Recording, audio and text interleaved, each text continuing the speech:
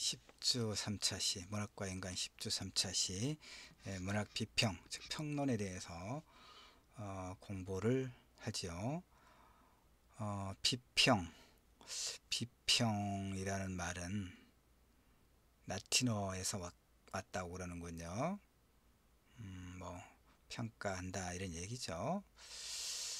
뭐 라틴어 그리스어 언어를 써놔서 내가 옮겨 적기는 했는데 정확하게 발음하기는 잘못하면 비웃음 사니까 여러분이 그냥 보기만 하세요. 내가 읽지는 않겠습니다. 그러니까 비평은 라틴어에서 왔는데 재판, 심판 뭐 이런 의미고, 그리스어도 뭐라고 하군요. 분할, 구분하다, 구분, 결정하다, 권위 있는 의견을 말하다. 그래서 이제 그런 어원을 보건대 문학 비평이란 뭡니까? 문학의 본질에서부터 작품의 장단점, 작품의 가치, 작품의 방법은 무슨 말, 작가 등에 대해서 판단하고 해석하는 넓은 의미에서의 독서 행위. 예, 그러니까 판단하고 해석하는 거예요. 그러니까 네, 비평은 크게 작가론이 있고 작품론이 있어요. 그러니까 작가에 대한 작가의 작품 세계, 그다음에 작가의 삶과 그의 문학에 대한 그 문학에 대해서 판단하고 해석하는 글을 우리가 작가론이라고 합니다. 작품을 분석의 대상으로, 비평의 대상으로 할 때는 작품론이라고 하죠. 이제 그걸 모든 것을 포함해서 비평, 즉 문학평론이라. 문학 비평은 특히 이제 평론이라고 하죠. 이제 무엇이든 그 개념을 이제 잘 정리할 게 필요하니까요. 그래서 문학용어 사전에서는 비평을 뭐라고 이제 정리하고 있냐면, 비평가의 개인적 취향에 의거하거나 혹은 일련의 선택된 미학적 개념에 의하거나 간에. 참 어렵군요. 예술작품에 관해 의식적으로 평가하고 감상하는 일.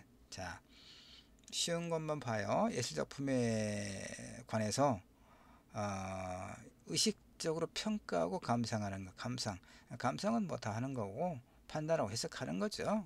예술작품에 대해서 분석하고 판단하는 일로부터 확장되어 나온 모종의 복합적 단어, 또 문학에 관련된 일체의 논의.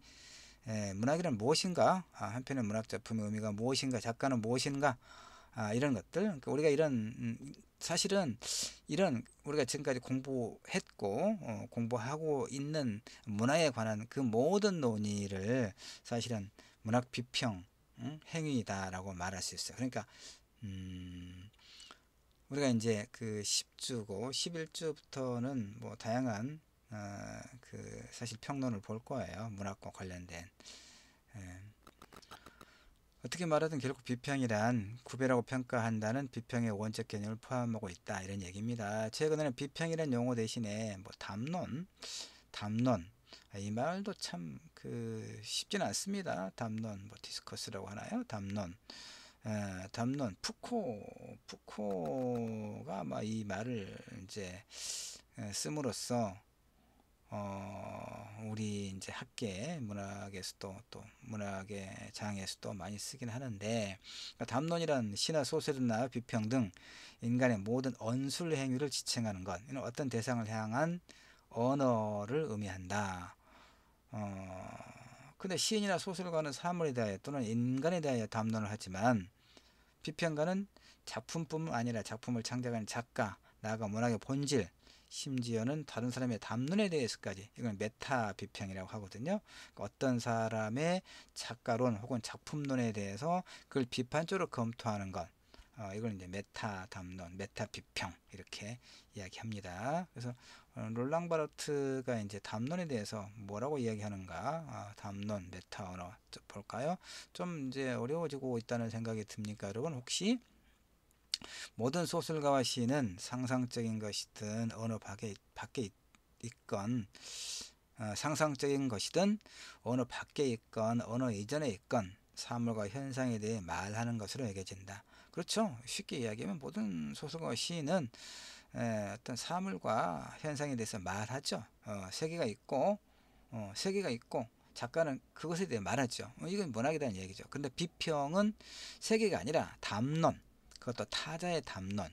그러니까 아주 쉽게 말하면 여기 나왔네. 1차 언어, 즉 대상으로서의 언어에 작용하는 2차 언어, 즉 메타 언어, 메타 비평. 그러니까 그렇다면 1차 언어, 대상으로서의 언어라는 얘기는 뭡니까?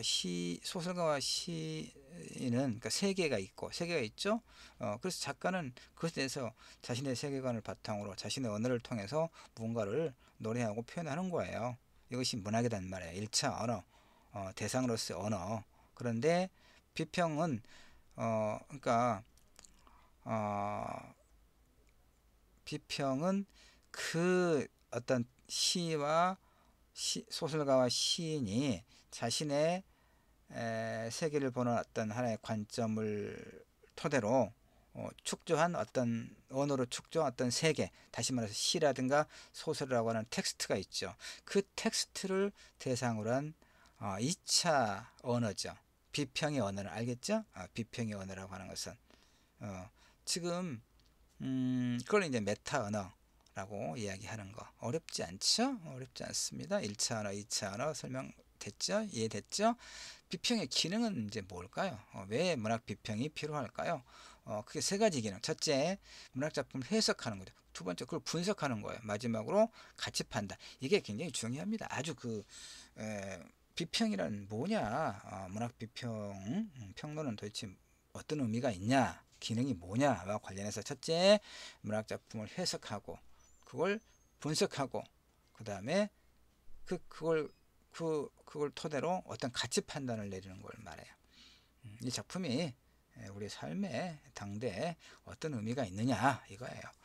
그 다음에 이제 문학 비평은 아까도 앞에서 설명했지만 문학 작품을 대상으로만 하는 게 아니라 또 이제 소위 아까 내가 이제 작가론과 작품론을 이야기했는데 또 하나의 이론, 비평 이론도 있어요. 비평. 그러니까 문학 작품을 해석하는 데 있어서 하나의 어떤 이론 체계를 세우는 것, 뭐 이런 걸 이제 비평 이론이라고 이야기합니다. 그래서 크게 또 뭐 실제 이제 구체적으로 개별적인 작품을 분석하고 평가하는 것을 실제 비평, 혹은 뭐 텍스트를 대상으로 하기 때문에 텍스트 비평, 이론에만 관심을 보이는 것을 이론 비평, 또 이렇게 구분하기도 합니다. 모든 문학 비평의 1차 작업은 아주 당연한 일이지만 문학 작품을 읽고, 그렇죠? 작품이 나타낸 어떤 의미와 저자의 의도를 이해하고 해석하는 거예요. 여기서 이해한다는 것은 뭡니까? 작품이 진술한 1차적 의미를 안다, 이런 의미죠. 그러나 이 해석과 이해가 쉬운 노릇이 아니죠. 이해는 뭡니까? 이해는 텍스트의 의미를 기본적으로 파악하는 일이고, 해석은이어야 되는데 는으로 못합니다. 해석은 이 파악된 의미를 다시 해설하는 일이에요. 그러니까 이해는 알아듣기죠. 해석은 알아들은 내용의 효과적인 설명, 이거예요. 지금 여러분이 이 부분만 이해를 하면 이 지금 우리 10조 3차시 문학 비평 평론의 그 그러니까 의미와 함께 그것의 어떤 기능까지도 충분히 이해할 수 있는 핵심적인 부분이 여기에 있습니다. 자, 이해와 이해는 텍스트의 의미를 기본적으로 파악하는 일이고, 해석은 이 파악된 의미를 다시 해석하는 일이다. 그러니까 이해는 알아듣기고 해석은 알아들은 내용의 효과적인 설명이다, 이런 얘기입니다. 그런데 또 하나, 문학 작품을 이제 평가한다는 일은 해석과 이해보다 더욱 쉽지 않은 노릇이죠. 그러니까 지금 우리가 이해와 해석은 일반적인 독자도 가능해요. 그렇죠. 물론 평가도 가능해요. 뭐 가능하죠. 오늘날의 문학 독자는 사실 소수라고 말할 수 있고, 그 소수의 문학 독자는 이제 지적으로 매우 훈련된 그런 독자들이죠. 특히 이제 문학을 공부하고 문학을 창작하는 작가들은 얼마든지라고 하기는 좀 마땅치 않지만 어쨌든 일정하게 이해하고 해석하고 평가하죠. 다만 이제 비평가, 문학 평론가는 전문적으로 이런 일을 하기 때문에 상당한 지적 훈련이 요구되는 것이죠. 그러니까 끊임없이 그렇다면 내가 몇 주차에 공부를 했습니까? 그 3주차, 5주차, 2주차에 걸쳐서 작가는 무엇인가를 설명을 했죠. 작가가 무엇이었습니까? 내가 설명할 때 작가는 끊임없이 쓰는 행위를 통해서 작가로서 자신의 존재를 증명할 게 필요하다고 했습니다. 다만 그것만으로 끝인 게 아니라 당대의 어떤 문제에 대해서 개입하고 그 문제 해결을 위해서 끊임없이 노력하는 어떤 실천적 지식인의 그런 모습을 보일 것까지 요구된다. 작가라면 작가가 그래야 된다. 이런 설명을 했습니다. 그러니까 오래전에 작품을 한두 편 쓰고 나서 그걸 가지고 죽을 때까지 작가라고 행세하는 것은 좀 비웃음을 사는 일이다 라고 볼 수 있겠죠. 그러니까 하여튼 특히 이제 평론의 영역은 더욱 그렇습니다. 평론의 영역은 끊임없는 어떤 그 지적 훈련이 필요합니다. 작품을 읽고 그 작품을 충분하게 해석한 다음에 평가를 하는 데 있어서 다시 말해서 이 작품 평가가 뭡니까? 가치평가. 좋다 아니다 아니에요. 쉽게 말해서 이 작품은 좋다 아니다를 평가하기 위해서는 그 평가에 책임을 져야 할 필요가 있어요. 평론가는. 그러니까 왜 이 작품이 좋은가, 왜 좋지 않은가 하는 판단 근거를 제시해야 돼. 이게 이제 지적 훈련이 필요한 것이고, 이것이 독자로부터 공감을 얻을 수 있어야 되겠죠. 이 판단 띄어쓰기 안 됐네. 이 판단 근거를 어디에 둘 것인가, 어떤 기준을 취할 것인가는 물론 평론가마다 다를 수밖에 없고, 그 다음에 어떤 평론의 방법론 에 따라 다를 수밖에 없죠. 다시 말해서 이제 문학을 보는 그 네 가지 관점이 있잖아요. 재료와 독자 혹은 작가 내지는 작품 자체 둘 것이냐. 이것도 이제 우리가 시란 무엇인가, 특히 시에서의 그 화자의 목소리는 누구 혹은 무엇의 것인가와 관련된 공부를 할 때 우리가 고등학교 문학 시간에 공부했던 것과 같은 문학 작품을 읽는 네 가지 관점에서 설명했잖아요. 그런 것처럼 그런 어떤 관점에 따라서 또 이제 그 기준은 달라질 수 있다 이런 얘기죠. 그럼에도 불구하고 중요한 것은 관점에 따라 달라질 수 있다고만 해서는 안 되고, 비평이란 결국은 가치 판단의 문제거든요. 그러니까 최소한 진실성의 문제, 효용성, 독창성, 통일성의 문제 이런 것을 이제 아우르고 있다고 볼 수 있어요. 이건 결국 이제 문학 비평, 문학 평론을 하는 데 있어서 갖춰야 될 기본적인 어떤 자질을 이야기하고 있는 겁니다. 그 다음에 문학 비평의 방법은 굉장히 많아요. 문학 비평에는 크게 역사주의 비평, 사회문화 비평, 형식주의, 뉴크리티시즘, 구조주의, 기호학, 심리주의, 원형 신화 비평이라고 합니다. 테마, 현상학, 독자, 반응 비평, 해석학적, 포스트 모더니즘과 해체 비평, 그다음에 이제 페미니즘 비평. 우리가 다음 주차부터 다음 주차 이런 공부할 거예요. 예. 11주와 12주차의 경우, 특히 11주차는 페미니즘과 한국 소설 이런 제목으로 이제 페미니즘 비평의 그런 방법론을 통해서 한국 소설을 읽는 그런 공부를 11주차에 합니다. 자, 그 다음에 이제 이렇게 지금 문학 비평의 주요 방법들이 있죠. 그래서 이런 그 다음에 이제 대화주의 비평, 신역사주의, 탈식민주의, 생태주의, 그러니까 비평의 어떤 방법론은 굉장히 많죠. 그래서 지금 우리 수업 시간에 이 비평론의 그 상세한 비평 방법에 대한 상세한 설명 자체는 가능하지 않습니다. 그러니까 문학 비평, 평론이란 무엇인가와 관련해서 이제 문학 전공 수업에서는 한 학기 15주차, 그 다음에 대학원에서도 이제 별도로 그 하나의 과목으로 따로 공부를 하는 것이거든요. 그래서 여기 이제 내 책에서는 주요 비평 방법론에 대한 개략적인 설명 후에 이제 필자가 최근 관심을 갖고 있는 나죠. 심령입니다.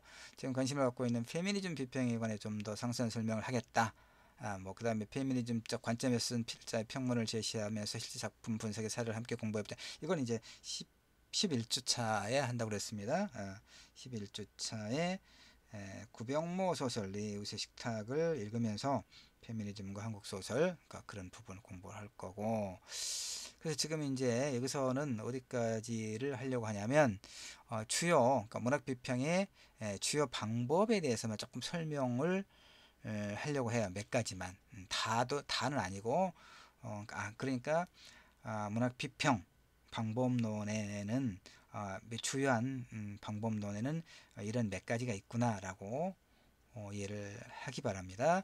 자, 역사주의 비평 아주 이제 고전적인 것인데, 역사주의 비평은 문학 작품을 그 자체만 가지고는 완전하게 탐구할 수 없다는 그런 태도를 가지고 있는 비평 방법이에요.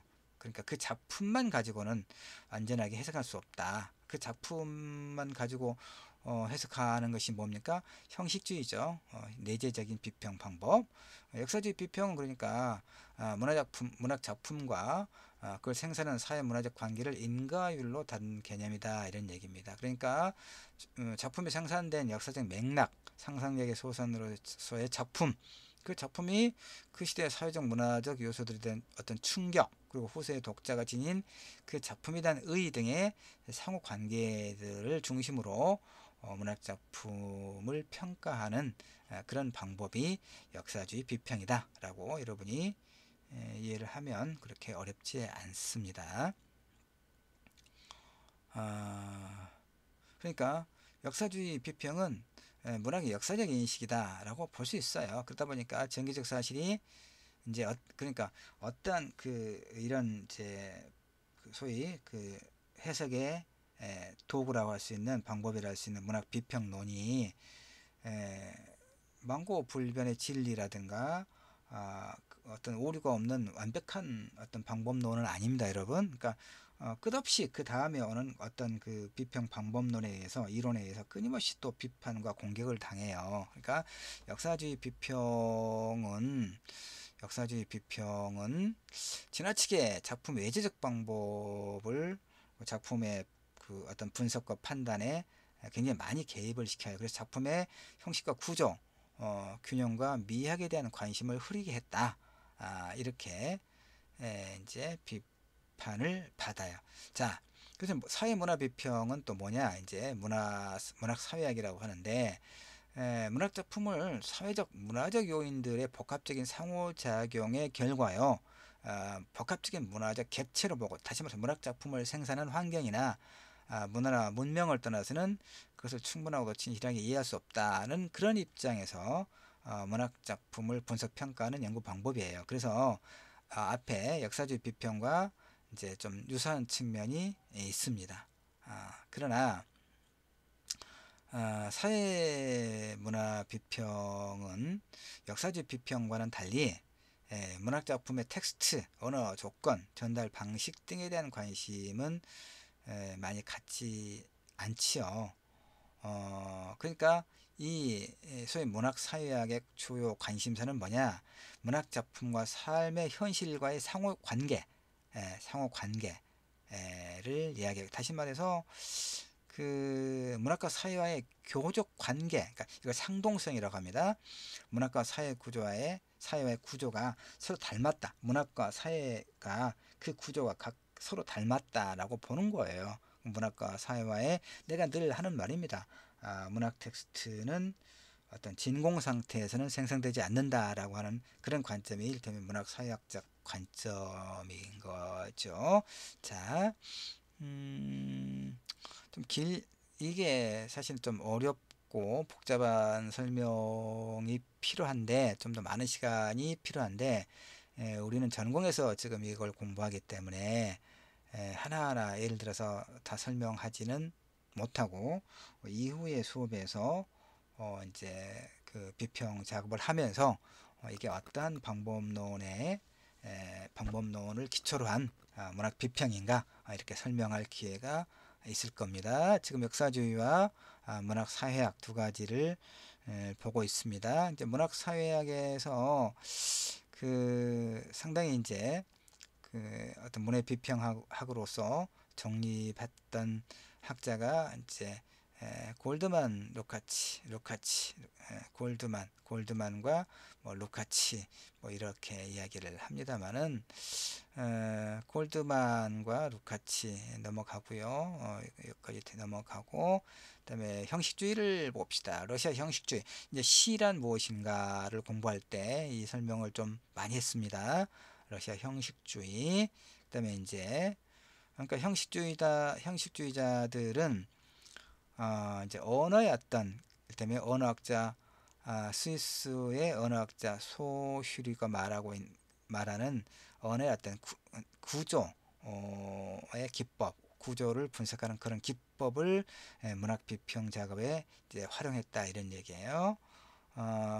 이 러시아 형식주의자들은 소위 이제 이 낯설게, 그러니까 평범한 언어를 예술적으로 변모시키거나 낯설게 만드는 방법을 이제 분석함으로써 예술 표현의 수단, 그러니까 내용보다 형식, 어떻게, 무엇을 보다는 어떻게라고 하는 그런 형식의 문제를 좀 더 집중해서 작품을 분석하고 평가했다 이런 얘기입니다. 그들은 문학보다 그러니까 문학의 자율성을 강조한 거죠. 자율성.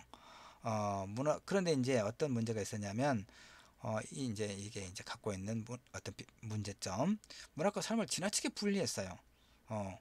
그래서 문학과 문학 외적 현상 사이에 어떤 상호작용도 불가능하게 만들었다는 얘기죠. 그래서 이제 형식주의는 결국 이제 그 추방을 당해요. 그래서 이제 영국과 미국으로 가서 자리 잡고 소위 뉴 크리티시즘, 신비평이라고 하는 그런 어떤, 그러니까 러시아를